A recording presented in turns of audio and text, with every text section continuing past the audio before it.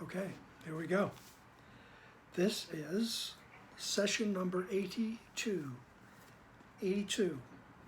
We are in chapter 11 still, called God or the Ego, entitled God or the Ego.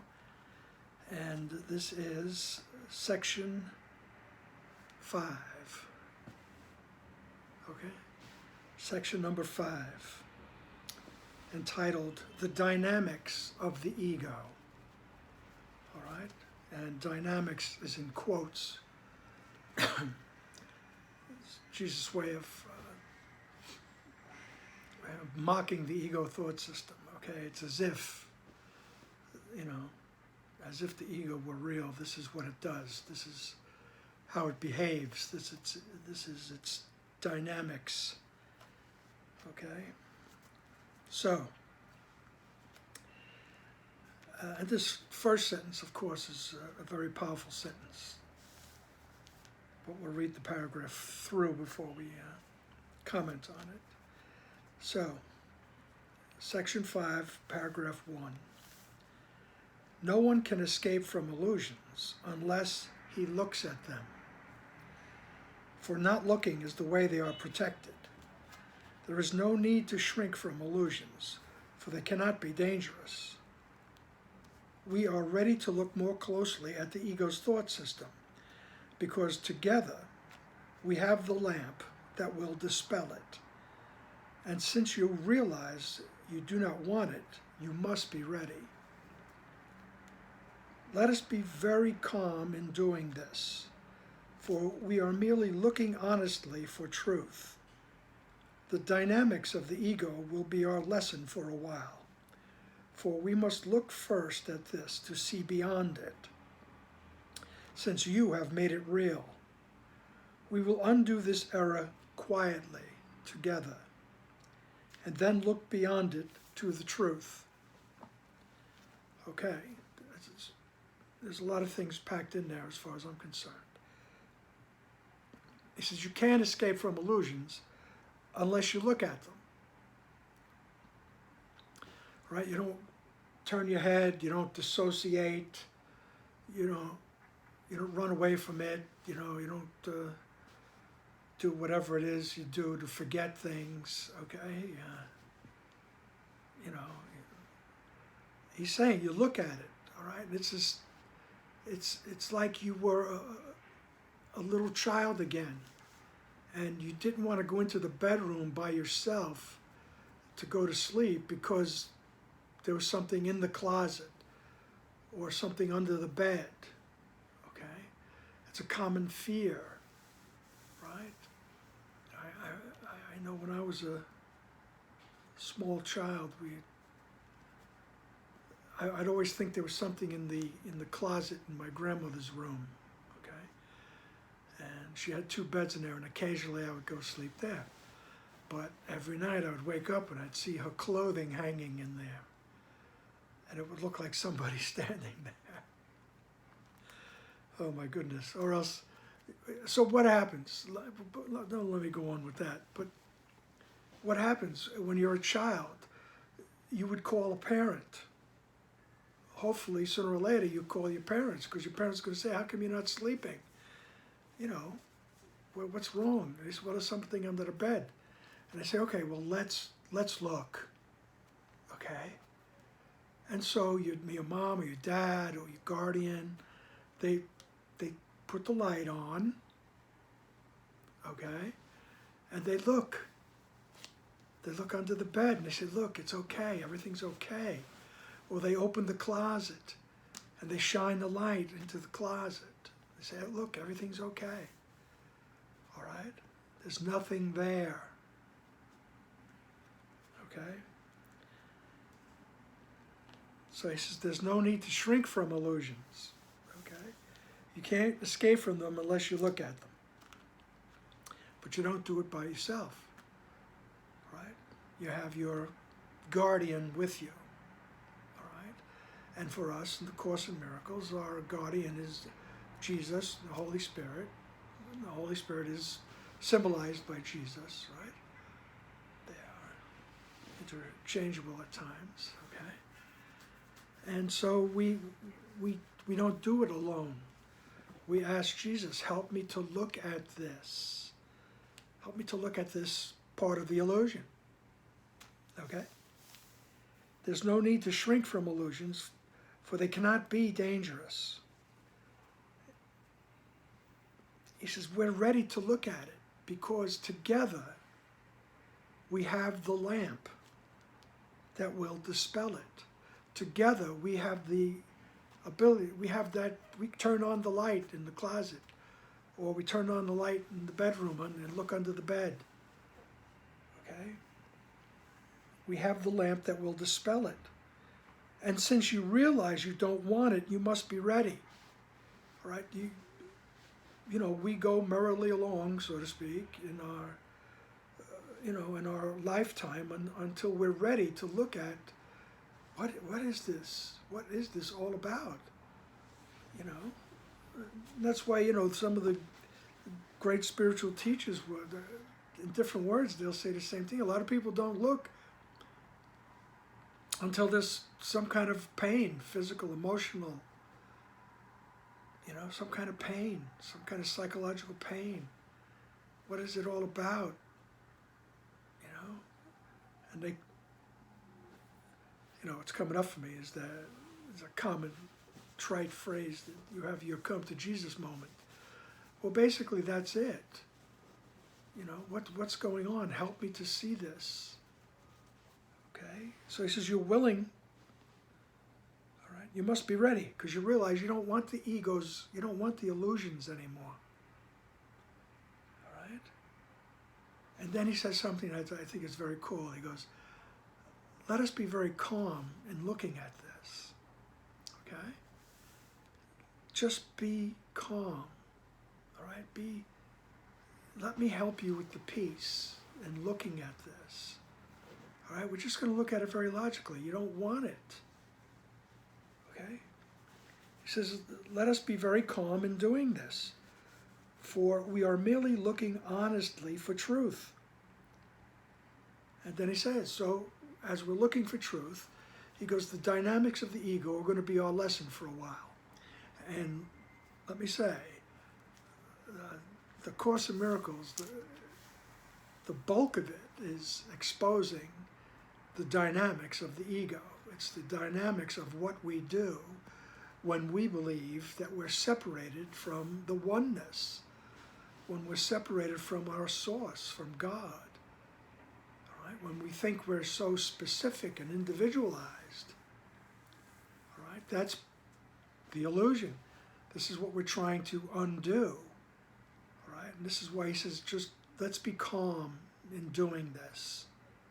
All right? No one's going to be abruptly hurled into heaven, as he says.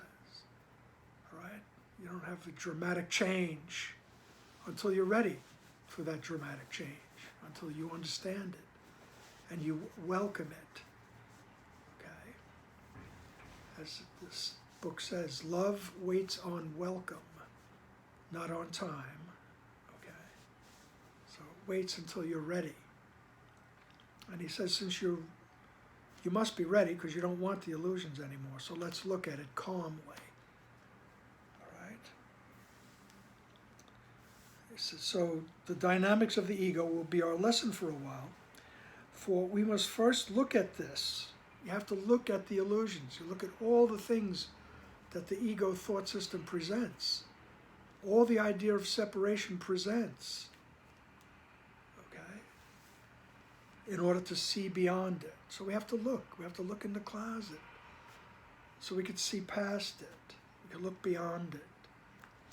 Right? We have to look under the bed so that we can look beyond it. Okay? And believe me, the ego presents these things that, oh, well, it's, you know, much more serious than, you know, looking for a specter in the closet. I like that word, specter. Or looking for something under the bed. You know, it's much more serious than that, but Jesus will tell you there's no order of difficulty. All right? There's no order of difficulty in illusions, he'll tell you. One is You know, an illusion is an illusion is an illusion. It's all coming from the same place. The belief that I'm separated from God, the belief that I'm broken off from the oneness, the belief that I could not possibly be the Christ, right? The Son of God, right? As we are, as one Son. Okay? So we will undo this error quietly together, and then look beyond it to the truth. It's the proverbial hop, skip, and a jump. Once we have undone the error of the ego, we will look beyond it into the truth. Okay? So paragraph 2. What is healing but the removal of all that stands in the way of knowledge? Right? And how else can one dispel illusions except by looking at them directly, without protecting them? Be not afraid, therefore, for what you will be looking for what you will be looking at is the source of fear. Okay? Let me reread that. I tripped over my lips here. Be not afraid, therefore, for what you will be looking at is the source of fear. And you are beginning to learn that fear is not real. You are also learning that its effects can be dispelled merely by denying their reality. The next step is obvious to recognize that what has no effects does not exist. Laws do not operate in a vacuum, and what leads to nothing has not happened. If reality is recognized by its extension, what leads to nothing could not be real. Do not be afraid, then, to look upon fear, for it cannot be seen. Clarity undoes confusion by definition, and to look upon darkness through light must dispel it. Right? To look into a dark closet, put the light on, the darkness is gone. Okay? So he says, don't be afraid, because you're going to be looking at the source of fear. The source of fear is the belief that I separated from the oneness. Okay? I separated from heaven. All right? So he asks in that first sentence there, in paragraph 2, what is healing? Healing, he says, what is it but the removal of everything that stands in the way of knowledge? Knowledge is another synonym for the experience of heaven, the experience of oneness, the experience of the original experience, the real experience. All right? So we remove everything that stands in the way. So we have to look at everything that stands in the way of knowledge, of the knowledge of who you are. And how can one dispel illusions except by looking at them directly, without protecting them? Okay? And he says, don't be afraid, because you're going to be looking at the source of fear. Okay? And you're beginning to learn that fear is not real. Okay? He once told Helen Schuckman that I can't take your fear away, because she was a very anxious person.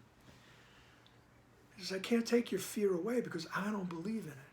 In other words, it's not, you're beginning to see that it's not real.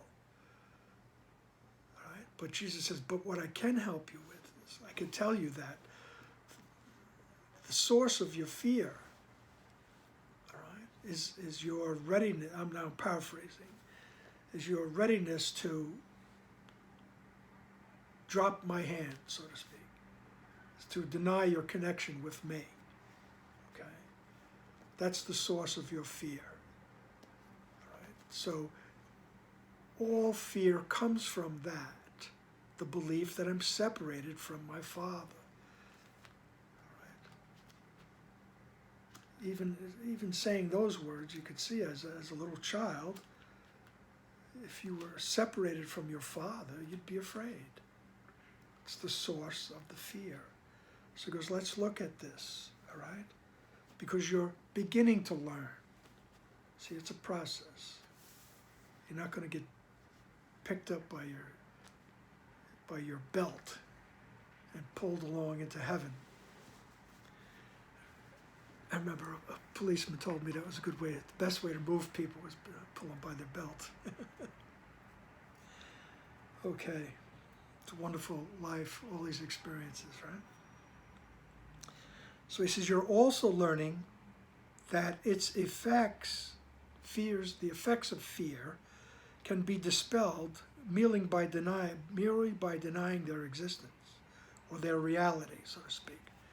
Now, all right? So we're denying the reality of fear when we go to Jesus and say, help me to see this correctly. All right? So, paragraph 3. Let us begin this lesson in ego dynamics by understanding that the term itself does not mean anything. It contains the very contradiction in terms that makes it meaningless. Dynamics implies the power to do something, and the whole separation fallacy lies in the belief that the ego has the power to do anything. The ego is fearful to you because you believe this. Yet the truth is very simple. All power is of God, and what is not of him has no power to do anything. You could sit and think about that and come to the truth of who you really are. All right? He says, but it's just that we, in this situation here, we believe the ego has a lot of power. Oh my God.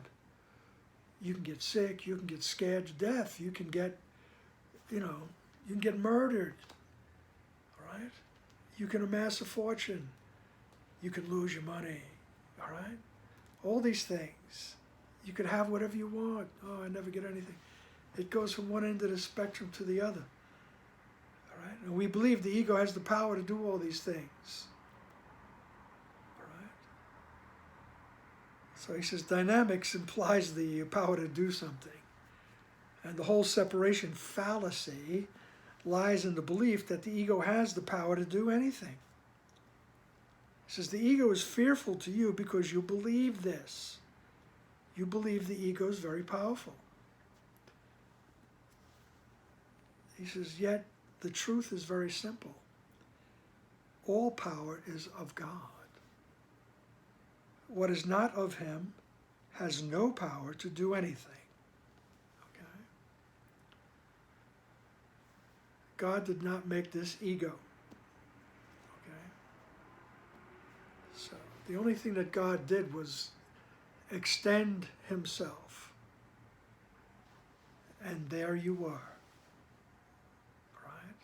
In his image and likeness. Excuse the masculine pronouns, okay, for those of you who are. But if you are offended by that, just ask Jesus to help you see that correctly. We mean no offense, okay? It includes everyone, all right?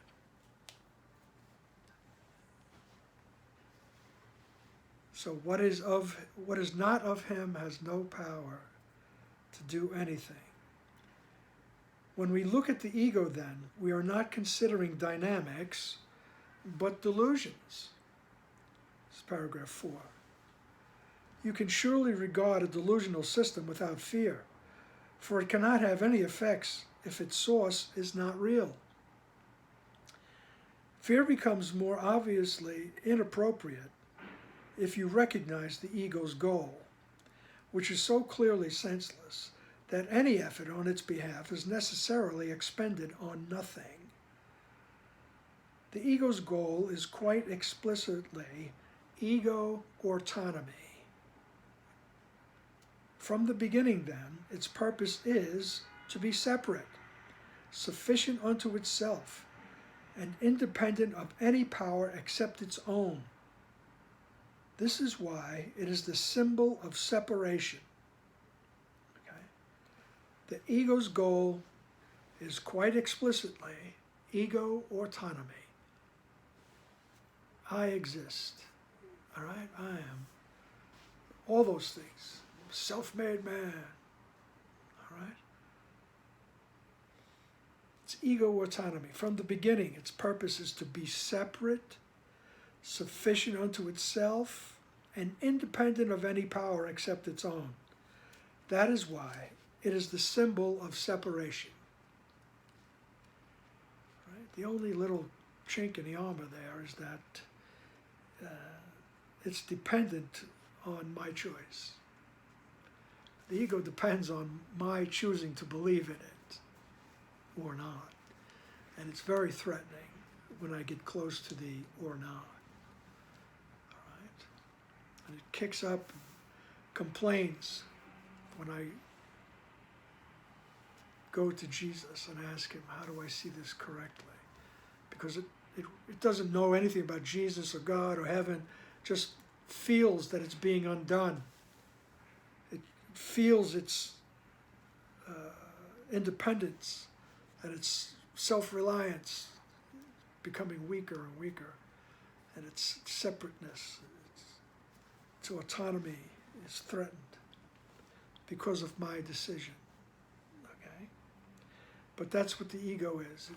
It's the definition of the ego thought system. Ego autonomy, separate, sufficient unto itself, and independent of any power except its own. All right?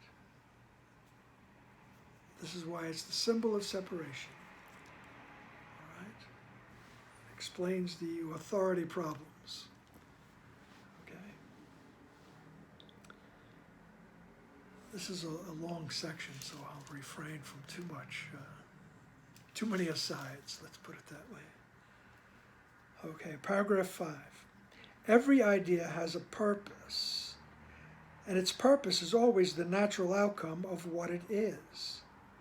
Everything that stems from the ego is the natural outcome of its central belief.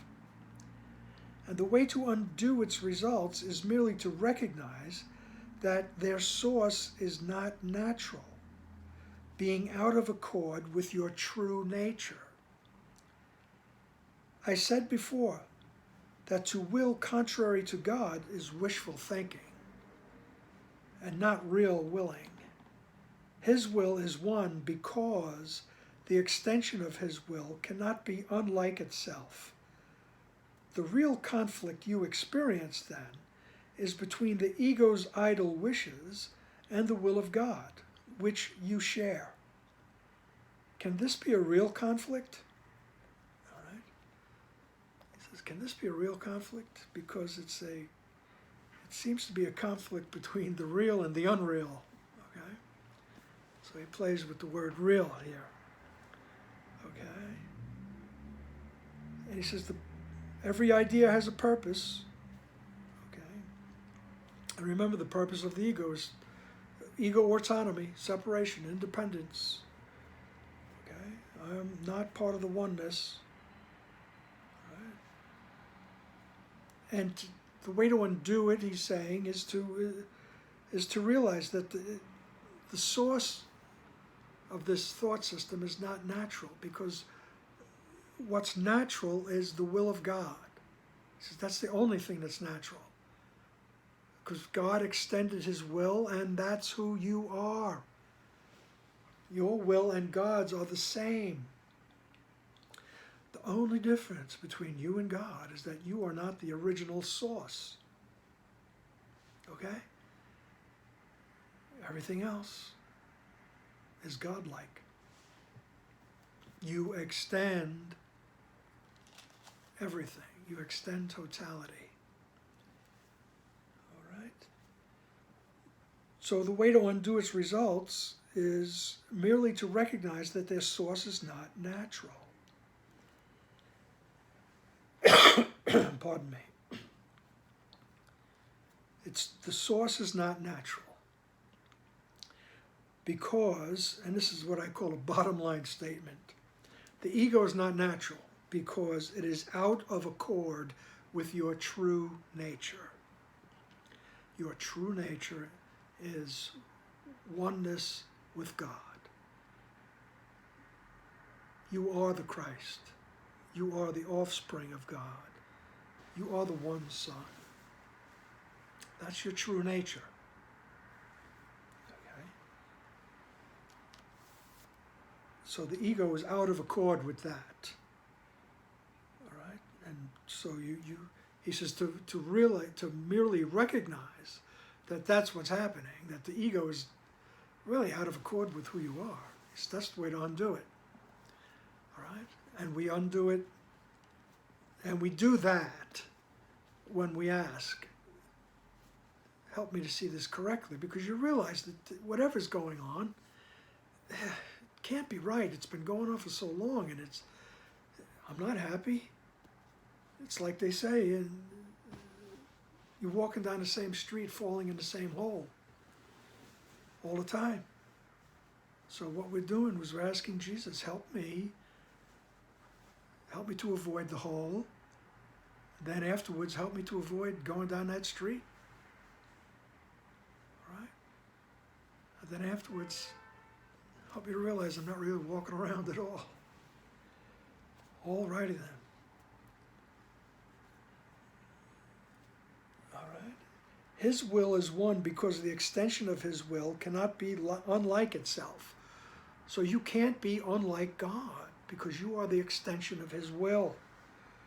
He says, so the real conflict that you experience is between the ego's idle wishes, which is the idle wish, he says, is to be separate. Okay, the ego's idle wishes, all right, and the will of God. That's the conflict you feel, all right, no matter what it looks like, no matter what form it takes. That's the conflict, all right. The ego is, the ego is wishful thinking, Jesus says, saying it very nicely. It's not real. It's only wishful thinking. So the idle wishes of separation, he says, that's the conflict you experience. Is this real? Oh my God. Right? Do I really have to pay that much of taxes? All those, no matter what form it comes in. Okay? It's to realize it's the ego thought system. I'm not saying don't pay your taxes. Remember that famous saying from the Bible, give unto Caesar the things that are Caesar's, okay? Be normal. Right? This is not a movement or a cult or anything. This is to open up your awareness, okay? So you can just smile as you're paying your taxes, okay? The real conflict is between the ego's idle wishes and the will of God, which you share. Right? He says, can this be a real conflict? And he's telling you, no, it can't be really. Because you can't separate. You are the will of God. You cannot leave the oneness. You cannot leave the mind that extended, and there you were. Thoughts don't leave the mind that thinks it. Okay? Or thinks them. Paragraph 6. Yours is the independence of creation. So your independence comes from creation, not autonomy. All right? Yours is the independence of creation, not autonomy. Your whole creative function lies in your complete dependence on God, whose function he shares with you. By his willingness to share it, he became as dependent on you as you are on him. Do not ascribe the ego's arrogance to him who wills not to be independent of you. He has included you in his autonomy. Can you believe that autonomy is meaningful apart from him? The belief in ego autonomy is costing you the knowledge of your dependence on God, in which your freedom lies. The ego sees all dependency as threatening and has twisted even your longing for God into a means of establishing itself. All right? But do not be deceived by its interpretation of your conflict. All right? This is yours is the independence of creation, not autonomy. All right? That's where your independence comes from. All right? That you happily extend and give away and create all that is, just as God does, okay? And you are so much a part of God, he's trying to tell you, that you depend on God and God depends on you, all right? It's not, I mean, words diminish the experience, of course, but we need to use words, okay? But he says that's true freedom, all right? Is your complete dependence on God, because we're part of the oneness, all right? Whose function he shares with you, all right? So in sentence 6 of paragraph 6, he says, can you believe that autonomy is meaningful apart from him? So is this independence you think you have? He says, do you think that's meaningful apart from God? Okay? The belief in ego autonomy is costing you the knowledge of your dependence on God, in which your freedom lies. Okay? He says, you got it twisted. You got it all backwards. So the ego sees all dependency as threatening. Wow. You know, I mean, you just see it in all the mishigash that's going on all around us. All right, in the year 2020 anyway. And I'm sure if anybody's looking at this 10, 20 years down the road, there's probably some mishigash going on too, which is the ego screaming, you know, about its own autonomy, its own independence. The ego is afraid, right? Afraid of me making a choice. Okay? So the ego sees all dependency as threatening and has twisted even your longing for God into a means of establishing itself. Right? But do not be deceived by its interpretation of your conflict. Right? The ego, you know, it twists its way into your journey towards spirituality. Right? And you can see it for yourself in different ways. All right? I mean, even goes to, so it'll tell you you're crazy. And it'll prove to you, try to prove to you, you're crazy for meditating, for stopping every now and then and questioning the ego thought system and asking to see it differently. The ego tell you you're crazy to even believe that you have a higher self that you can commune with, you can converse with. All right? It'll insinuate its way into everything. Because it's afraid. It doesn't know anything about God, doesn't know anything about Jesus, it just feels itself becoming weaker. All right?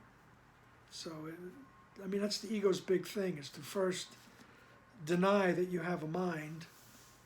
All right?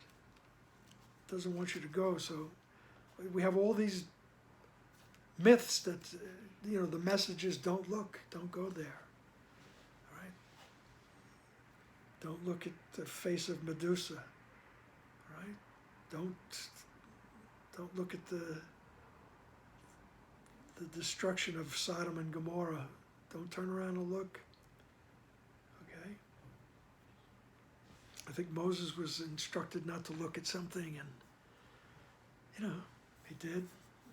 And he wasn't allowed to, you know, I forget what rule he broke, but, you know, he broke some kind of rule, the ego tells you, so.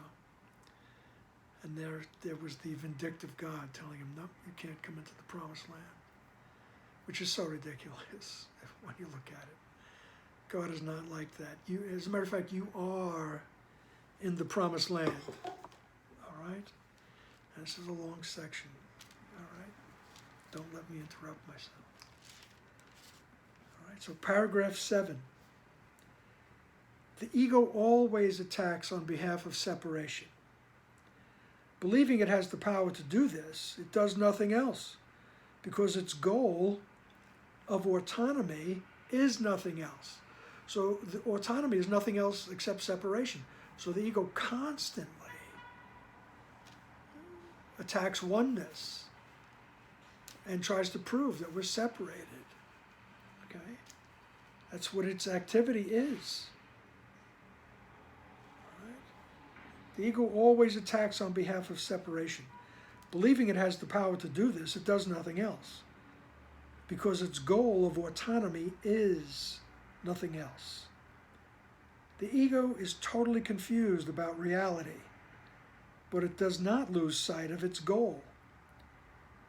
It is much more vigilant than you are, because it is perfectly certain of its purpose. You are confused, because you do not recognize yours.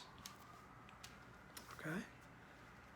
This is the ego doesn't know anything about reality. It's confused about reality. Doesn't know. Doesn't realize. But it is sure that separation is the way to go. Separation is the way to exist. It's the way to be viable. All right? And he says the ego is much more vigilant than you are. At this point, that's true. I mean, it's not a punishable offense. You know, as Joey DeCusi would always say, it doesn't make you bad. Right? It just makes you miserable, stuck in the ego thought system, uncertain, lonely, and in constant fear. So the ego is more vigilant, right? When you start getting thoughts of, oh, maybe there's a better way. Boom, the ego throws up another, you know, proof that this is the way to go. This is the way to go, okay?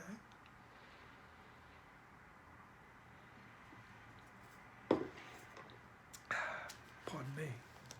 I always do that. Let's see. So, it is much more vigilant than you are, and because it is perfectly certain of its purpose. You are confused because you do not recognize yours, your purpose, right? Your purpose here is to undo the ego thought system, have your perception changed. Your purpose here is to reflect the oneness in the process of forgiveness, which is withdrawing your projections of guilt and asking to see the innocence. Being willing to see the innocence past the illusion, okay? That's your purpose, all right, is to reflect the oneness here and then become aware of the oneness, okay? Alrighty then. Paragraph 8, you must recognize that the last thing the ego wishes you to realize is that you are afraid of it.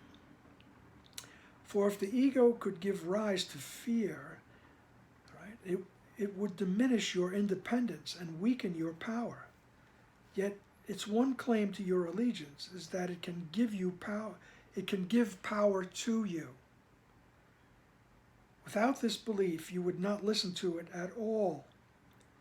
How then can its existence continue if you realize that by accepting it, you are belittling yourself and depriving yourself of power? All right? So the last thing the ego wants, he says here, is for you to realize you're afraid of it. Right? No, I don't want to go there anymore. It's a crazy land. Right? It's going down the rabbit hole with Alice. Right? It's this continuous insane tea party that we're at here. He says, so that's the last thing the ego wants you to do, is to realize that you don't want to partake in this crazy world anymore. It's absolutely frightening. All right? For if the ego could give rise to fear, it would diminish your independence and weaken your power. All right? Yet its one claim to your allegiance is that it can give power to you. All right? So the ego gives us this, I mean, all through the world in your life, you can look at these things that we associate with power. Okay? I mean, even these, the most powerful people, right? He's the most powerful man in the world. Oh, really?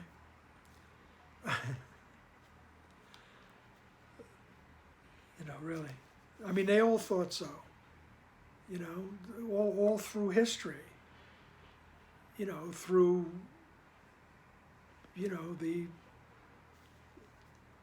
fighting for power. The ego tells you what makes you powerful. So people have risen up in the course of history who are, powerful. They lead the people, It's false. It's false power, okay? It's false power. How many of them? I mean, the poem that kind of struck me very hard, and I think in 8th grade, for God's sake, where the paths of glory lead but to the grave. I said, geez. Oof. And I could see it. Yeah, you're right. But it was very hard to be introduced to existentialism at the age of 12 or something. So, but it was a moment that I never forgot anyway. But that's what it is. The ego tells you what's powerful, and we believe it. But what you're actually doing is belittling yourself, because when you remember who you are, when you come in touch with the right mind, all right, the power of that's the power of who you really are. You see that nothing in this world can threaten you, okay? Jesus, no matter what it looked like in form, was a very powerful man because he knew. He knew that this was a dream. This is an illusion. He was able to look past the illusion. Okay? Because he had the lamp that dispelled the darkness. He knew who he was. Right? And he knew that he was walking through a dream. Right? And we are belittling ourselves, Jesus says, by adhering to this ego thought system. All right.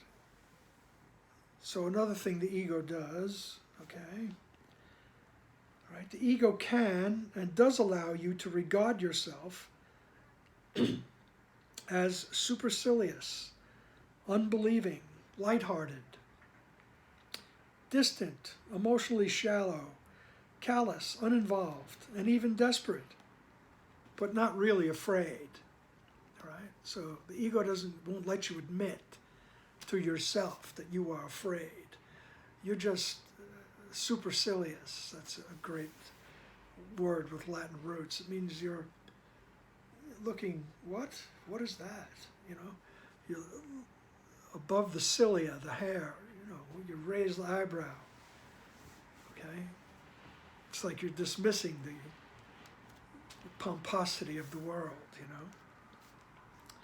So you can regard yourself as supercilious or unbelieving, lighthearted, right? Distant, like Mr. Spock.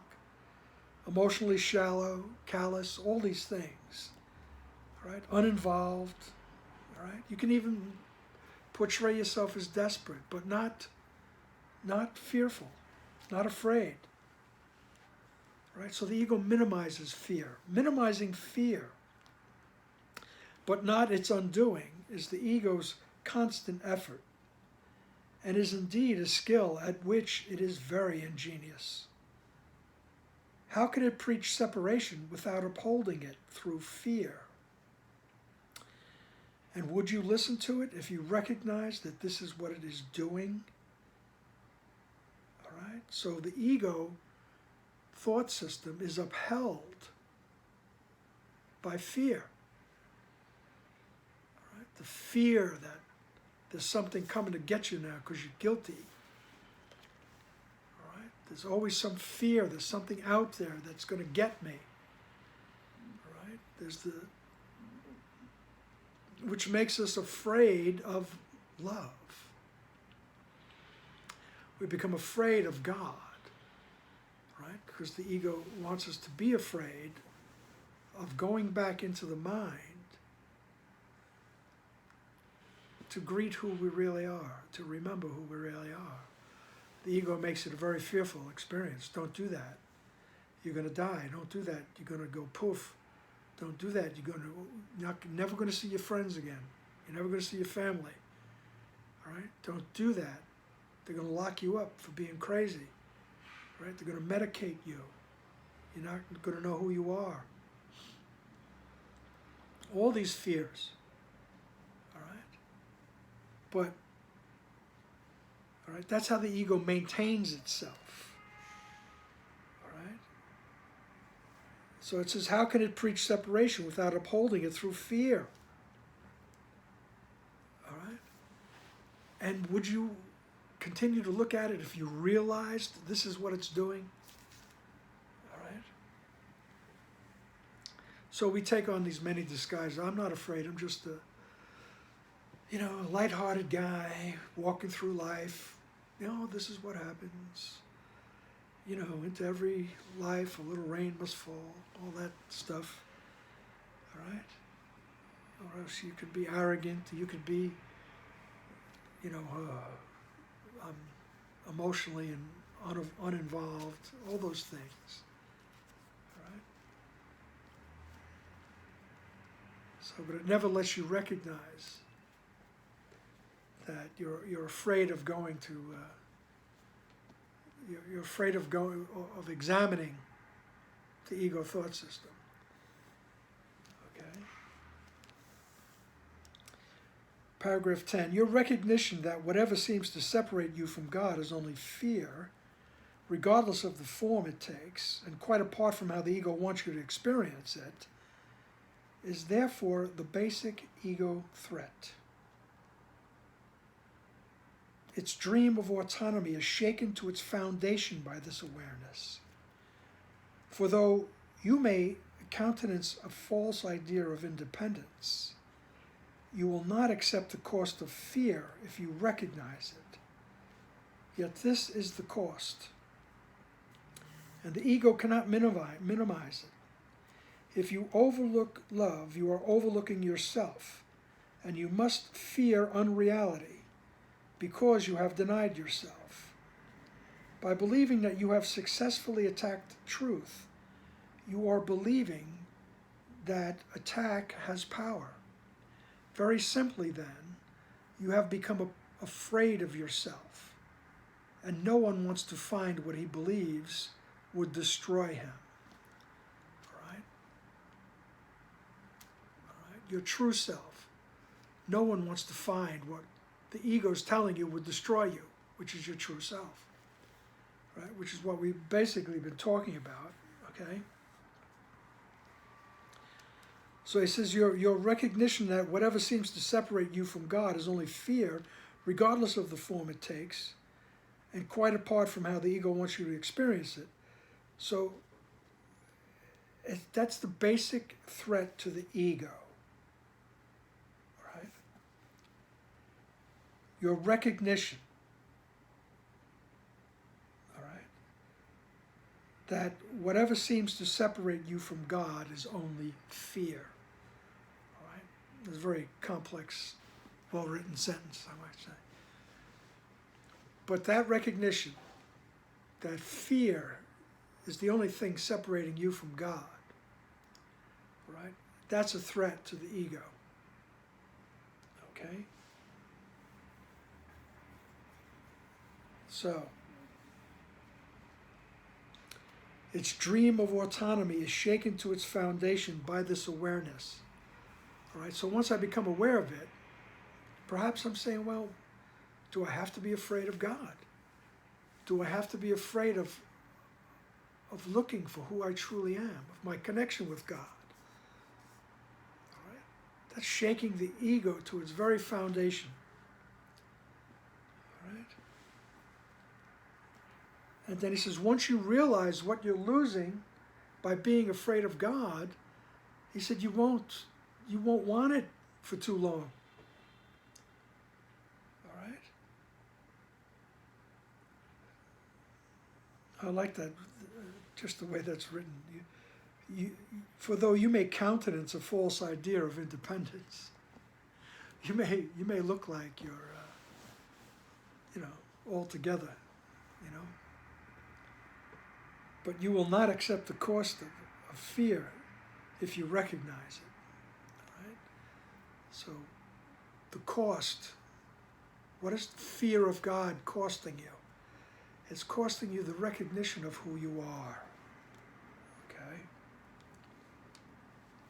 That's what the ego wants you to continue with.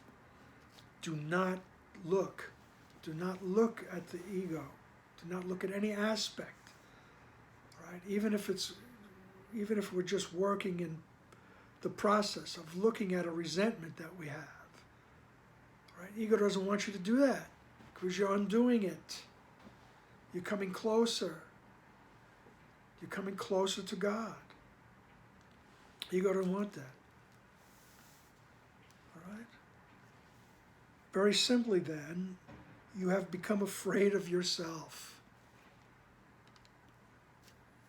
And no one wants to find what he believes would destroy him. So the ego keeps telling you, you're going to die. You're going to go meet yourself, meet your connection with God. Ego has all different ways of telling you, that's it, you're done, you're toast.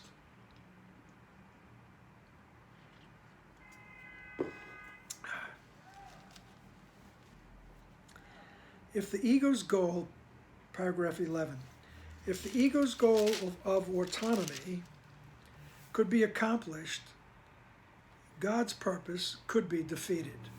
And this is impossible. Only by learning what fear is can you finally learn to distinguish the possible from the impossible and the false from the true. According to the ego's teaching, its goal can be accomplished, and God's purpose cannot. According to the Holy Spirit's teaching, only God's purpose can be accomplished, and it is accomplished already. So according to the Holy Spirit's teaching, God's purpose is already accomplished. You are at home in God. All right? All right, despite what the ego tells you. All right? So God is as dependent on you as you are on him, because his autonomy encompasses yours and is therefore incomplete without it. You can only establish your autonomy by identifying with him. Right? There's your independence. Right? There's your autonomy. Right? By identifying with him and fulfilling your function as it exists in truth. Your function of extension. The ego believes that to accomplish its goals is happiness, but it is given you to know that God's function is yours, and happiness cannot be found apart from your joint will. Recognize only that the ego's goal which you have pursued so diligently, has merely brought you fear, and it becomes difficult to maintain that fear is happiness. Okay? So just look at the results of believing that you're separated from God. Look at all the results. The ego will tell you, hey, come on, let's go. This is what's going to make you happy. All right? So how's that working out? Jesus told Helen flat out at one point, just do what I'm saying and you'll feel better. You know, it's kind of a classic psychological thing there. Do this, you'll feel better, okay?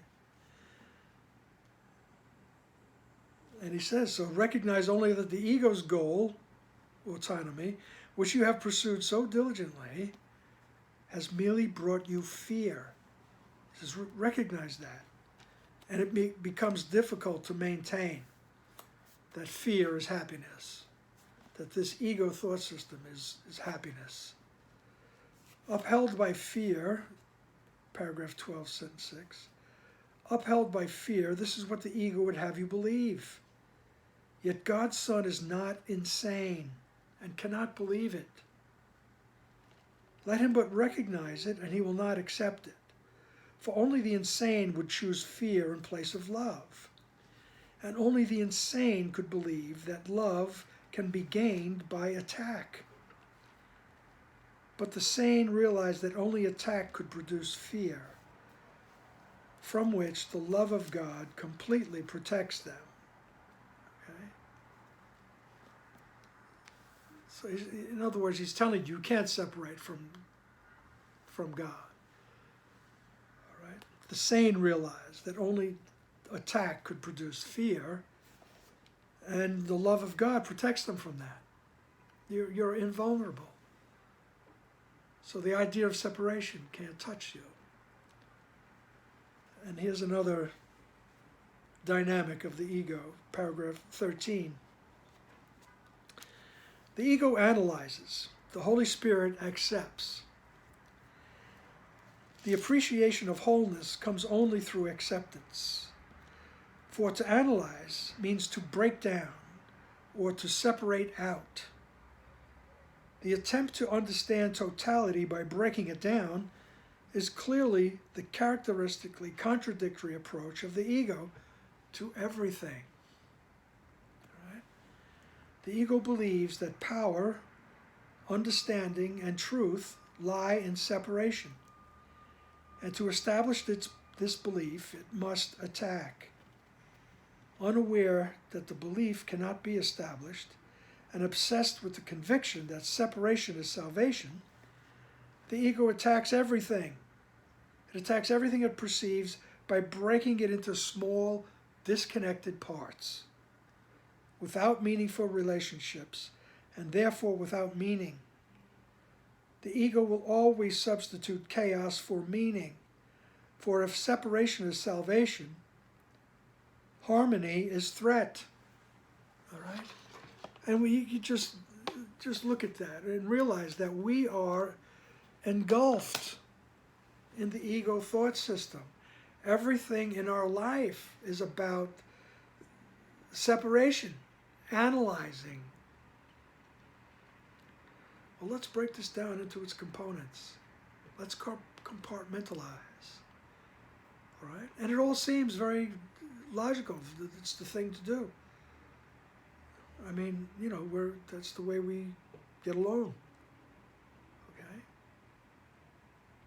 So the ego analyzes. The Holy Spirit just accepts exactly who it is, exactly who you are. All right? The ego doesn't have to analyze anything. There are no parts. All right? We break into parts with the rise of the tiny mad idea that I could be autonomous. All right? That was the first separation. The one Son of God, the one mind, all of a sudden split into two with the thought that I could be autonomous. All right? And with the decision to believe that that could be accomplished, separation just rolled on out. It just rolled out. Everything continued to separate. Okay? Everything. Just look at the process of birth. All right? One cell meets another. A sperm cell meets an egg. The egg is fertilized. Separation begins.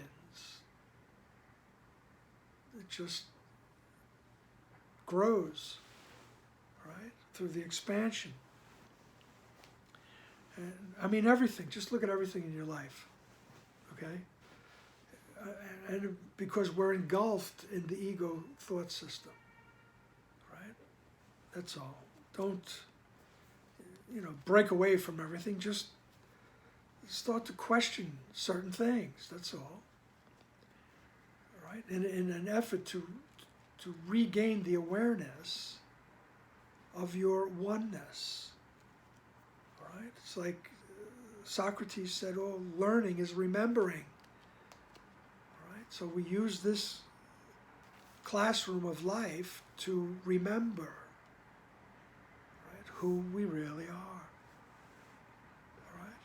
We are the offspring of God. We are the extension of God. Okay? And the ego will always substitute chaos for meaning. For the ego, separation is salvation. And therefore, harmony, oneness, is a threat. Okay?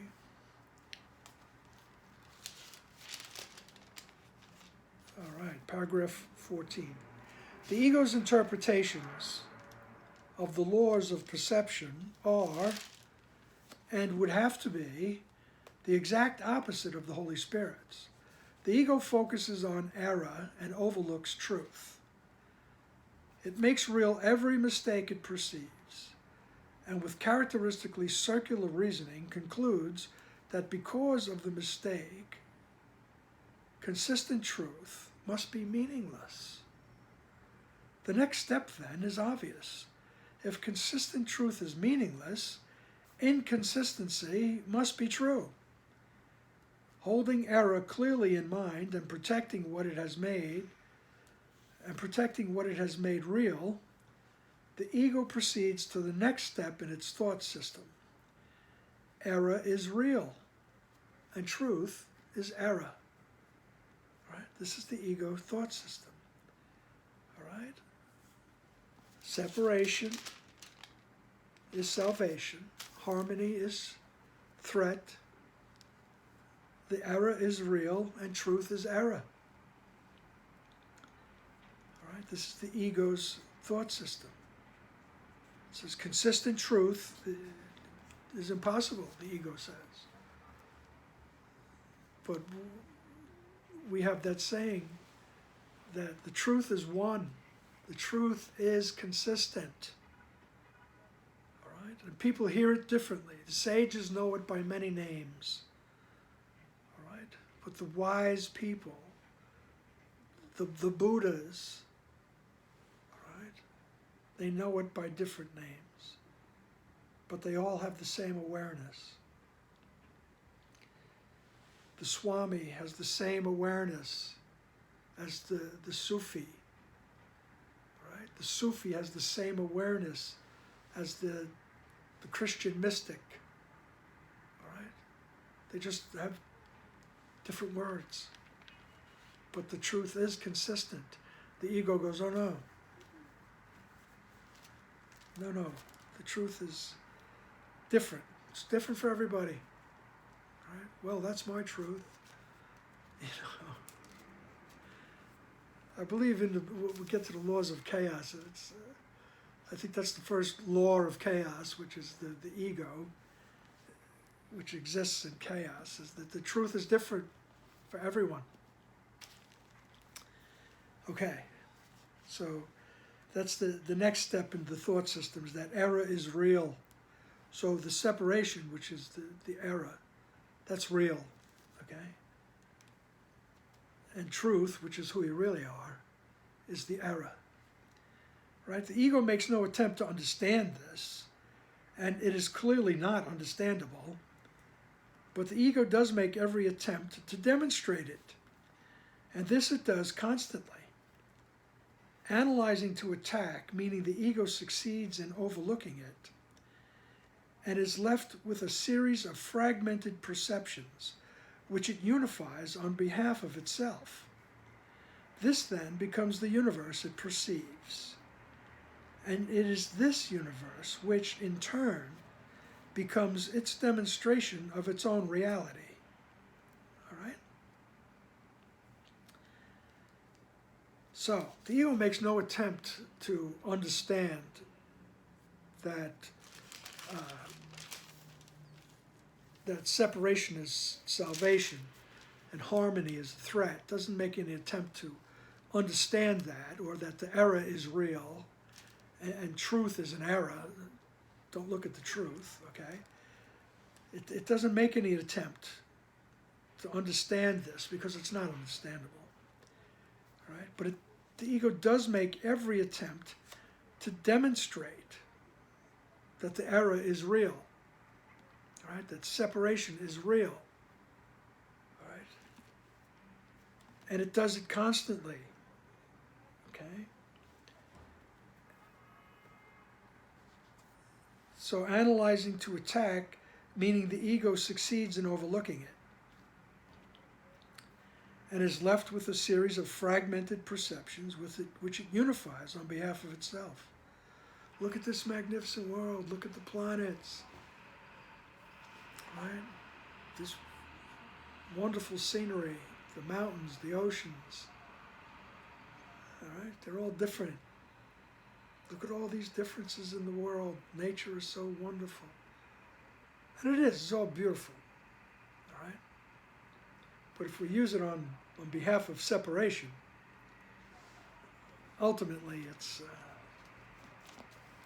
not that cool. All right? We can use everything to come back to who we are. Okay? So Jesus says, do not underestimate the appeal of the ego's demonstrations to those who would listen. You're a fool to think that you're not a part of this world, the ego says. Look at the beauty in the world. Look at the magnificence of the body, the way it works. You know? So it says, don't underestimate the appeal of the ego's demonstrations to those who would listen. Selective perception chooses its witnesses carefully, and its witnesses are consistent. Okay? You could pick anything that people love to do, love to look at. Music, art, science, you know. I mean, you could study a million things, all right? And, you know, demonstrating that we're here in this world, all right? Archaeology, you know, you could study ant colonies and beehives and wondrous things, all right? That will be very appealing to those of us who would listen to that, you know, proving that we're here in the world. All right? And I love the way he puts this next sentence. In paragraph 16, sentence 3, he goes, the case for insanity is strong to the insane. Which includes us all. Okay? Don't be insulted. Or try not to be anyway. So the idea that we're separated from God is insanity. All right? If you could take the roots of the word insane, it just means you're not healthy. Okay? There's no sano, there's no health from the Latin roots. Okay? So you're not healthy if you believe you're separated from God. Okay? And the case for the insanity is strong to the insane. For reasoning ends at its beginning, and no thought system transcends its source. Yet reasoning without meaning cannot demonstrate anything, and those who are convinced by it must be deluded. Can the ego teach truly when it overlooks truth? Can it perceive what it has denied? Its witnesses do not attest to its denial, but its witnesses do attest to its denial, but hardly to what it has denied. The ego looks straight at the Father and does not see him, for it has denied his Son. Right? So can the ego tell you what the truth is, right, when it has overlooked the truth? Right? Right? Can you perceive what the ego has denied? Can you perceive truth? Its witnesses do attest to its denial, but hardly to what it has denied. The ego looks straight at the Father and does not see him, for it has denied his Son. The ego says, I'm not the Son of God. All right? I'm Kevin, I'm separate. And then Jesus asks, he says, would you remember the Father? He goes, would you like to remember the Father? Okay. Would you remember the Father? And the you here is italicized. And once again, it just reminds me to remind you that as you read this, Jesus is speaking to the part of the mind that makes the decisions between the ego and the thought system. Right? And this chapter is God or the ego. Okay, so he's talking to our proverbial decision maker. He says, would you remember the Father? All right, would you like to do that? He says, accept his Son, and you will remember him. Nothing can demonstrate that his Son is unworthy, for nothing can prove that a lie is true. What you see of his Son through the eyes of the ego is a demonstration that his Son does not exist. Yet where the Son is, the Father must be. Accept what God does not deny, and it will demonstrate its truth. The witnesses for God stand in his light and behold what he created. Their silence is the sign that they have beheld God's Son. And in the presence of Christ, they need demonstrate nothing. For Christ speaks to them of himself and of his Father. They are silent because Christ speaks to them, and it is his words they speak. Okay? And remember that reference to the silence. Remember that couple of paragraphs back where he goes, the Holy Spirit accepts. The Holy Spirit accepts the truth. All right? The memory of who you are just accepts who you are. Doesn't have to go banging a drum, so to speak. Doesn't have to prove anything. It knows. Doesn't feel the need to know it, to prove anything. Right? He says, so if you would remember the Father and your connection to your Father, accept the Son, and you will remember him. Accept who you really are. And we do that here in this experience by accepting the other. Okay? And we do that with Jesus. We can't do it alone. Help me to see the other correctly. Right? I'm accepting, and automatically I accept myself because we're not separated. Okay? The mind is one, There's only oneness. So accept God's Son and you'll know the Father. He says nothing can demonstrate that his Son is unworthy. Nothing. All right? And the ego constantly tries to demonstrate that you are not that. You are not the Son of God. You're nothing. All right? All right? For what you see of his Son through the eyes of the ego is a demonstration that the Son doesn't exist. That's what the ego wants to prove, that you are not the Son of God. You're crazy to think so, okay? But once you remember who you are, right, you stand in his light and you behold what he created. You behold creation, right? It's the experience of all the Buddhas, all the Christ conscious, all those who have attained the spacious awareness of who they are. They stand in the light, and their silence is the sign that they have beheld God's Son.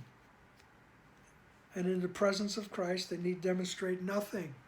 I don't have to do anything. I don't have to prove anything. Okay? For Christ speaks to them of himself and of his Father. They are silent because Christ speaks to them, and it is his words they speak. All right. And they're silent. It's just a knowing. And remember, early on in this session, we spoke about removing that which stands in between you and knowledge. So, paragraph 18. Every brother you meet becomes a witness for Christ or for the ego, right? Depending on what you perceive in him. Everyone convinces you of what you want to perceive and of the reality of the kingdom you have chosen for your vigilance. Everything you perceive is a witness to the thought system you want to be true. Every brother has the power to release you if you choose to be free. You cannot accept false witness of him unless you have evoked false witnesses against him. If he speaks not of Christ to you, you spoke not of Christ to him. You hear but your own voice, and if Christ speaks through you, you will hear him. Right?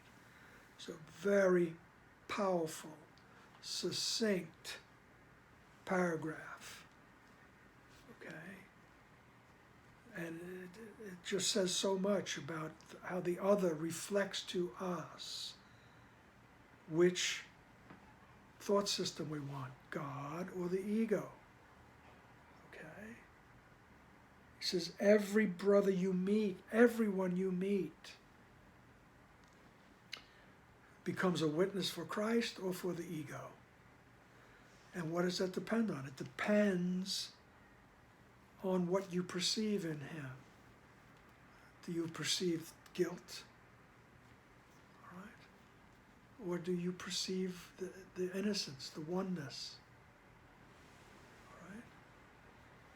So every brother becomes a witness for Christ or the ego. Everyone convinces you of what you want to perceive and of the reality of the kingdom you have chosen for your vigilance. All right? So we could be very vigilant for the ego too. Say, hey, you could point out everybody's faults. Write them down, so when God gets here, you say, it ain't me, it's him. All right, I'm not responsible. All right, he did it. All right, the devil made me do it. Okay, so everyone convinces you of what you want to perceive and of the reality of the kingdom you have chosen, view of vigilance. Right? So if I want that kingdom of autonomy, right, I'm going to be constantly finding fault and putting blame and projecting it out. And that will convince me that that's what's real. And that's the kingdom that I'm protecting. Okay? I have to protect my thought system. All right? Everything you perceive is a witness to the thought system you want to be true. Right? So do you want the ego thought system to be true? So you got your witnesses here. All right? Or do you want the oneness of heaven to be true? Do you want your connection to God to be true? Okay? And so he says, every brother has the power to release you. Right? If you choose to be free. Okay? And we do that by, every brother has the power because that brother will show me which kingdom am I protecting here? Which thought system am I protecting here? Separation or harmony? Right? God or the ego? Everyone will show me which thought system I'm protecting, which thought system I want. Right? And if I want the thought system of harmony, I will ask Jesus to help me. Help me with my perception. Right? Every brother has the power to release you if you choose to be free. You cannot accept false witness of him unless you have evoked false witness against him. Right? So unless you've projected that ego, that guilt, right? You can't accept the guilt yourself unless you've thrown it out. All right? And here comes a very powerful, famous sentence to those who study the Course in Miracles. It's very, very beautifully poetic. And he says, if he speaks not of Christ to you, right? If he doesn't speak about the oneness and your unity and harmony, right? And the beauty of who you really are and your innocence, all right? If you don't get that message, then that's not the message that you were sending out. All right? If he speaks not of Christ to you, you spoke not of Christ to him. He says, you hear but your own voice. And if Christ speaks through you, you will hear it in him. Okay? The giving and receiving are the same and the simultaneous. No exceptions.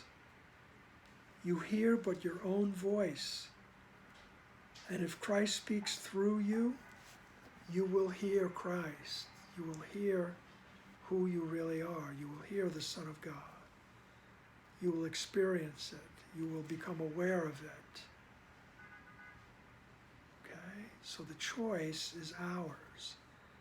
Which kingdom do you want to defend? You want to defend the idea of autonomy and individuality and, guts to get mine? Right? Or do you want to defend, so to speak, the true kingdom needs no defense, but that's the kingdom we're looking for. It's that awareness of who we really are. Right? The Christ. And it will come through you and speak to everyone. And as it does, it will reinforce itself. And you'll become more and more able to realize the Christ in you. All righty then. That was a long session. Thank you for your patience. All right, that was the dynamics of the ego. And we'll just leave you with that. If you spoke not of Christ, if he spoke not of Christ to you, you spoke not of Christ to him. You hear but your own voice. And if Christ speaks through you, you will hear him. Okay, I leave you with that. Bye now.